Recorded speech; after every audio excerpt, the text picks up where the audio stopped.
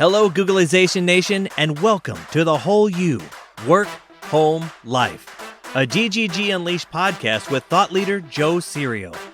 In each of Joe's episodes, he's going to be raw and real with you on what it takes to be the whole you at work, home, and life in order to thrive today and in the future. Enjoy the conclusion of this conversation with Joe Serio and Dennis Welch. Let's begin. Bruce Springsteen said, and he did a great AARP interview, and it opens with him saying, I have kind of a weird job. I go into a writing room and I make something out of nothing. And he said, and sometimes it's hard to even take credit for it because it feels like it's flying around in the room and it just lands on me. But here's the important part of that whole paragraph. Yeah, but Bruce, you were in the room. Mm-hmm. You weren't your easy chair, or you weren't somewhere where that can't happen. You gave it a chance to happen. And I think it's a piece that's missing apparently from the culture at large. If 80% of us, 4 people out of 5, are not in those roles where they can be great, it gets worse as you get older, I'm be clear. Pressure to be put out to pasture is stronger as you get older because there is ageism. There is. And so, you know what? And so I'll just tell a quick story. I have time. So my next door neighbors moved in right after we built our little house on the golf course, and they built this giant house. And I loved them, and especially loved the guy. He was a great neighbor. I was hoping this relationship works out, Well, it didn't. They started a business together and it all went to hell in a handbasket. So he moves away and I don't see him for a while. Well, right at the top of the market, my neighbor, the lady who was left, sells her house and she's moving. And Mike and her are still friends. And so I didn't know any of this. And so I'm out sweeping my garage out or something mundane. And I see this figure out of the corner of my eye running across my little front yard. And he picks me up and he hugs me so hard he almost breaks my ribs. I said, Mike, what are you doing? Why are you doing this? He goes, I just want to hug you, man. I want to tell you, I'm watching on Facebook what's happening for you and your music. And he goes, so there was this conversation up here for a minute, but then immediately it went really deep. He turns around, he gets really serious. He goes, can I tell you something? He goes, you're 65 years old. I'm 45. He goes, my nightmare is that when I'm 65, I'm not doing any work that matters. And I said, well, you know what, Mike? I said, let me tell you some good news and some bad news, okay? I said, if you don't proactively plan right now to be doing work that matters when you're 65, the culture will sweep you out to pasture and you won't get a chance to do it. I said, but I guess that's middle news. But the really bad news for control freaks like me, I said, first of all, you're going to have to leave the road of safety to do this. Safety, and I did that. I'd put quotation marks around it because it's not really safe. It just feels safe. I said, you have to leave the road of safety. You're going to have to cut your way through the forest. You're going to have to pave your own road. And here's the really bad news. You have no idea where this road is going. You don't. And I said, you know what? I said, you got to be brave to step. You got to believe in what you're doing to step out and do that because this is a scary deal. There's nothing comfortable about this, especially in the beginning. When you start a business, look, Susie and I started Articulate with nothing, with no customers or anything. And you know what? We just sat and looked at the phone and was hoping that it would ring, right? And you know what? It did. It did ring. And when it started ringing, it hasn't stopped since then. I've never had to advertise. I've never been to Book Expo and handed out cards and all that in New York City. Haven't done any of those things. It's all word of mouth. It's all somebody saying, hey, Joe, I got a new book. Anybody does publicity and you recommend me. That's how it works. And so, but I contend that the reason it works like that, for me at least, is because I'm in the center of where I'm supposed to be. And I know it. And when I'm in there, there's no place like that.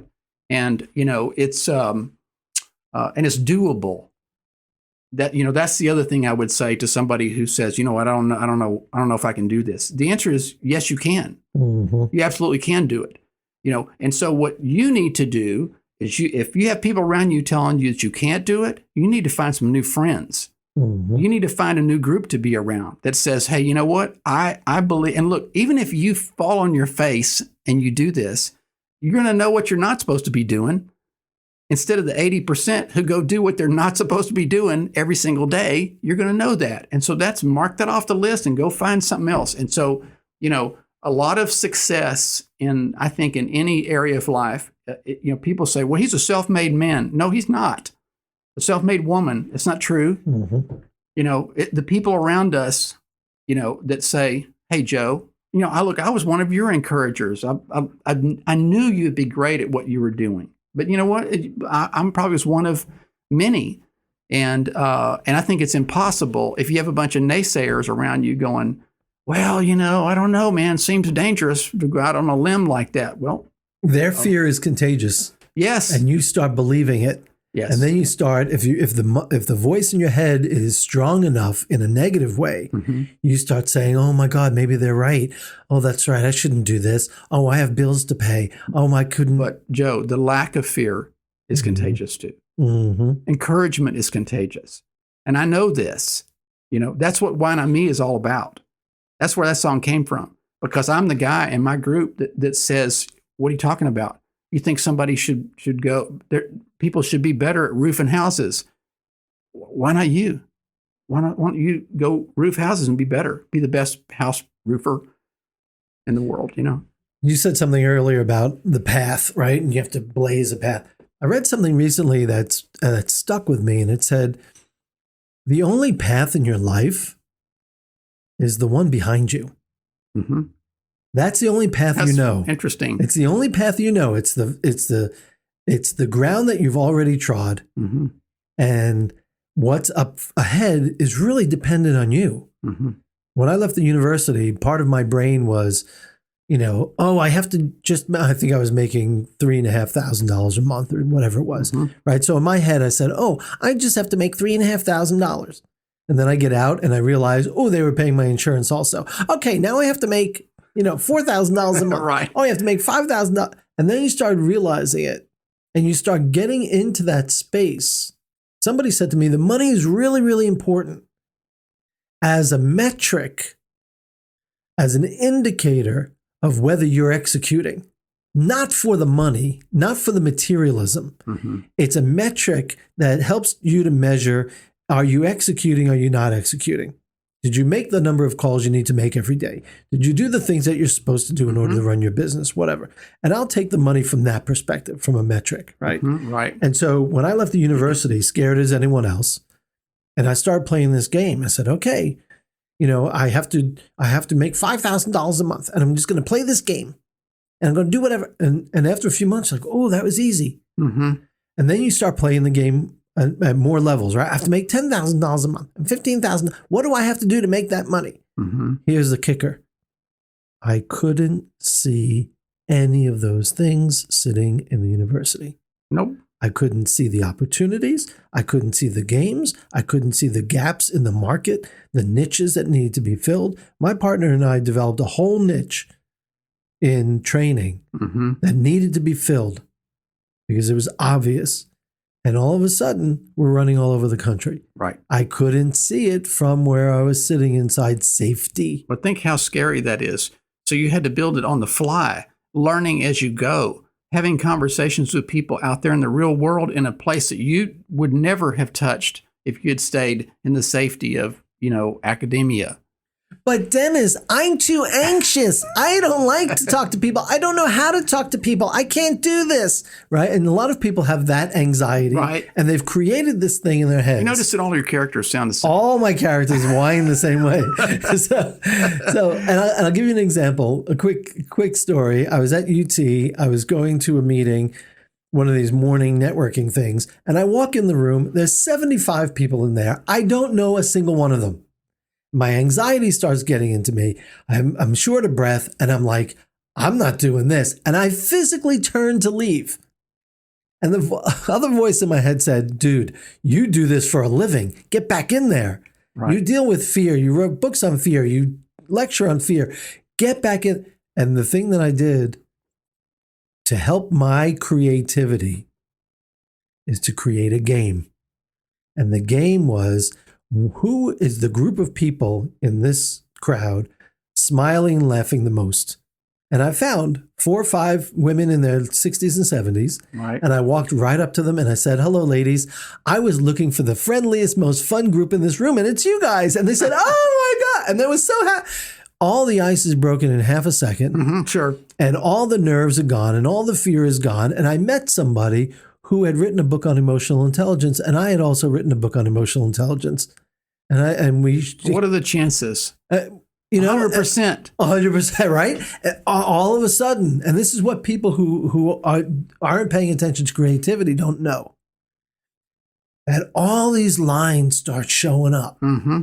And all these intersections that you couldn't have imagined before, Mm-hmm. and all these opportunities that you couldn't even say, oh my God, I could never have that. I could never do that. Nobody is that strategic, Joe. Nobody is that strategic. Look, I wake up every day and I'm thankful to God that I get to do what I get to do every day. But look, people ask me and they go, how did this happen? I'm not that strategic. But here's one thing. So, I toured around my last year with Gallup. I toured around with John Maxwell.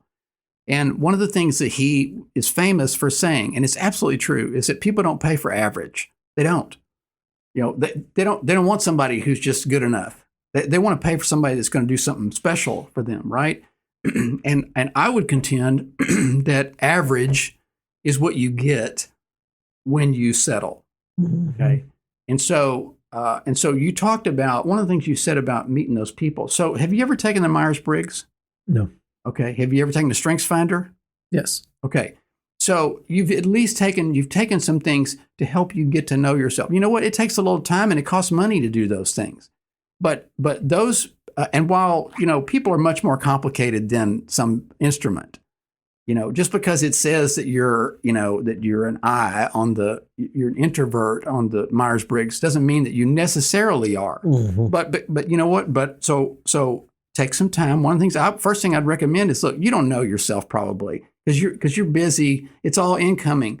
Get quiet somewhere and get to know yourself. One of the things I would recommend people do is to take the Strengths Finder. It's pretty. They've done millions of them now. It's very accurate. I would take. Look, when I started graduate school in '95, they made us take the Myers-Briggs, and they gave us a little booklet we brought home with it. And Susie read it aloud and was just stunned. She goes, "It feels like they followed you around, man." Mm-hmm. So I'm an INFJ. Well, INFJs give all the signals of being an extrovert, but the truth is we're introverted. It wears me out to be in a room full of people I don't know. It totally does. But when you know this is your calling, when you say, listen, I have to do what I'm here for. I can't waste any time. And especially now, I'm 60, I'll be 68 in January. I gotta get on with whatever I'm gonna do, right? And so I don't have time to walk into a room like that and give in to that fear that wells up every time. I want to find people I already know and talk to them. I don't want to have to go meet a bunch of strangers, but you know what? For my mission, I'll do it every day. Mm-hmm. And so there's all of these ancillary benefits from finding that piece of that thing that you're here for. It quells a lot of the things that bug you and your fears and stuff, because you go, you know what? Screw that. I'm going in, and you go in, and then, like you say, all of a sudden you start bumping into people. What are the chances, of you bumping into somebody who has written a book about what you've written about? Mm-hmm. The chances seem like zero. Look, from the very beginning, one of the themes in my life is that at the very time I needed somebody, really, really needed them, they showed up. And without me seeking them, without me going and finding them, they just showed up. But they didn't show up until I was already stepped out in faith and what I believe and moved forward. And then all of a sudden, there's, Kemper Crabb, who produced my first 2 albums. He's influential, so influential that I still send everything to him that I record because of one conversation that we had that changed my creative life. Where was that guy? How would I have found him? Right. You know what? He just showed up. And then, later on, Alan Chamberlain and so many others, this guy who's producing my stuff now, Rich Herring, how would I have found him? Mm-hmm. I didn't even know exactly what he did, to be honest with you. And so that's what happens. There's there's a multiplier effect in stepping out and saying, I am not going to do what I've been doing. I'm going to do something different. And Okay, so let's take a minute. Let's take a literal minute, because that's all we have left. I'm sorry. Is to just put in a nice package. When people think about creativity, what does that mean? So what are the things that people can do to access, to tap into, to enhance their creativity? Well, first of all, you have to not try to be somebody else's version of creativity. In your heart, you know when you sit down to write a book, your stuff is brilliant. I'm never going to be Joe Serio, okay? And so I shouldn't aspire to be him, but I've got to figure out what it is that I do creatively that I can do every single day and take joy in and feel okay about at least, right? And so the first thing I would do, number one, is I would get to know me. Get to know yourself. Get to know who you really are. Not with your blind spots and all. Everybody has them. Get to know who you are. And then, once you know who you are, then get quiet and take some time and go back through your life and say, okay, what really brought me joy? One of the smartest people I've ever known, I went to college with. He was 2 years older than me. He was a genius. This guy was amazing. And he became an accountant. I'm like, what? What is he doing? He could be president of the United States and he's going to be an accountant? You know what? He knew exactly what he was doing. He wound up being a star at El Paso Natural Gas and retiring with banks of money, okay? Mm-hmm. Because you know what? He knew what he was great at. And so, but look, this doesn't just happen by osmosis. Okay? Nobody just shows up and knocks on your door and goes, hey, Joe, you know what, man, I'm thinking maybe you could fill in the blank. No, it happens because you go out and try some things and don't be afraid to fail. That's the other part. So be yourself. Don't be afraid to fail. I hate to end this conversation, but I have to say one last thing. When I came in here, a coffee cup was put in front of me that said, be yourself. Everyone else is taken. Yeah. Sounds like a great first step for dealing with creativity. I would love to continue this conversation for hours. I'm sure we could. Thank you so much for joining us for these 3 sessions on creativity. My guest has been Dennis Welch. This is, what's the name of the show? No, why are you asking me? The Whole You, Work, Home, Life. I'm Joe Serio. Take care. That's it for today's episode. Thank you for tuning in and digging deep into what's ahead for the future as the whole you. We'll be back next month with Joe for another episode. But until then, visit his website for additional information at joeserio.com. And remember, don't let the shift hit your plans.